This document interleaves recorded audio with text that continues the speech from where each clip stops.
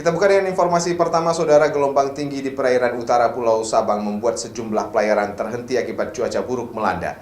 Stasiun Meteorologi Klimatologi Blang Bintang Aceh Besar menghimbau nelayan waspada terhadap gelombang tinggi diperkirakan mencapai tinggi 4 meter dalam 2 hari ke depannya, terutama di perairan perbatasan Samudra Hindia ke Kabupaten Simelu. BMKG Stasiun Blang Bintang Aceh Besar telah mengeluarkan peringatan dini waspada gelombang tinggi yang terjadi di perairan utara Sabang, perairan Sabang Banda Aceh, serta perbatasan Samudra Hindia Kabupaten Simelu sejak Jumat kemarin. Gelombang tinggi yang terjadi di perairan Aceh mencapai 3 hingga 4 meter lebih. Puncak gelombang tinggi ini terjadi pada Sabtu kemarin.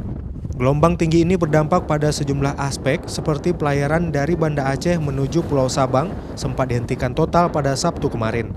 Selain itu, BMKG juga mengimbau nelayan agar waspada terhadap gelombang tinggi terutama di perairan utara Pulau Sabang, serta Selat Melaka di bagian utara sebagai salah satu lokasi yang paling sering dilewati nelayan Aceh. Untuk imbauan pada nelayan, mohon tetap waspada untuk melaut di daerah perairan utara Sabang maupun di Selat Malaka bagian utara dan juga di Samudra Hindia Barat Simelu yang dimana gelombang masih cukup tinggi yang mencapai 3 meter atau lebih. Namun untuk penyeberangan Sabang Banda Aceh mungkin berangsur-angsur semakin lebih kondusif ya untuk beberapa hari ke depan begitu.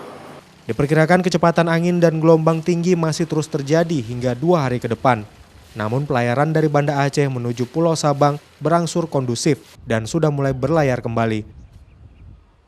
Nova Misdayanti, Kompas TV, Banda Aceh.